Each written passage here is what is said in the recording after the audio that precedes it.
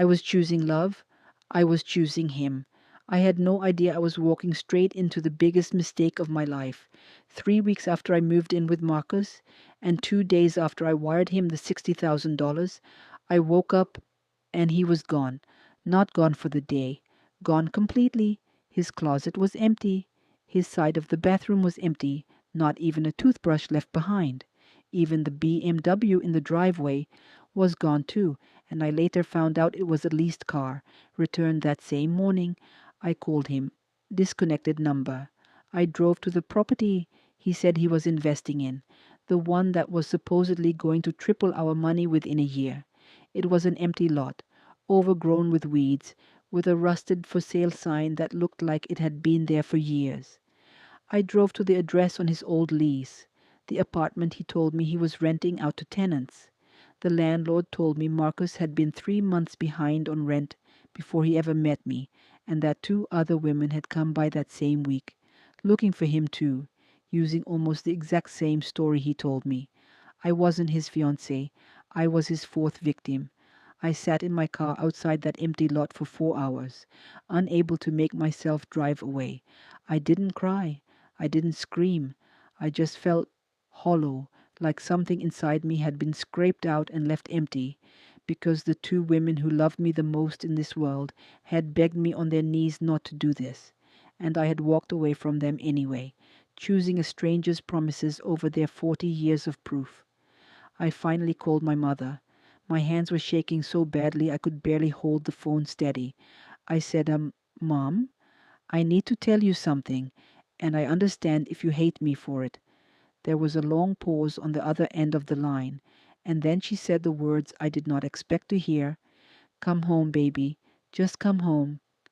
When I pulled into that same driveway, 3 weeks after I'd walked out of it with my head held high, my grandmother was sitting on the front porch step, exactly where she always sat every evening. She didn't say, I told you so. She just opened her arms, and I fell into them like I was 6 years old again. My mother came outside, and the 3 of us stood in that driveway, in almost the exact same spot where I had once walked past them, ignoring their cries, chasing a man who never really existed, except this time I was the one on my knees. I told them everything: the empty lot, the disconnected number, the 3 other women who came before me. My grandmother held my face in her hands and said, Baby, I didn't try to stop you because I wanted to control you.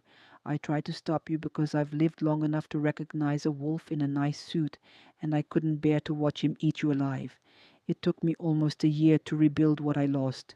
Financially, I lost nearly everything I had saved since I was 18 years old, money that had taken a lifetime to build, but what I gained back was something money could never buy. My mother and I started having dinner together every single Sunday again, just the 3 of us, like it used to be before Marcus ever walked into our lives. My grandmother taught me how to sew, the same skill that put a roof over our heads for 40 years, and honestly, it became one of the most healing things I have ever done with my hands.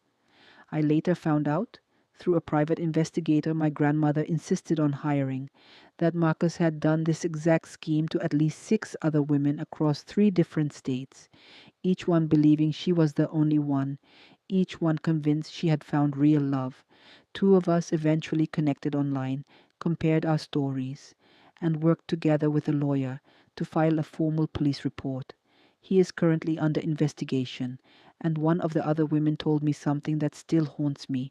She said the last woman he targeted right before he found me was someone in her own family, her own cousin, which means somewhere out there this exact story is probably happening again right now to someone who has no idea yet.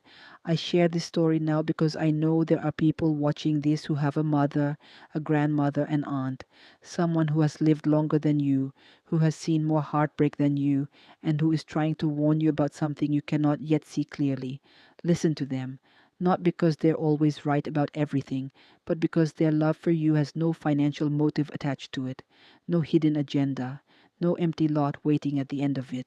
The man who claims to love you the most should never ask you to walk away from the women who raised you.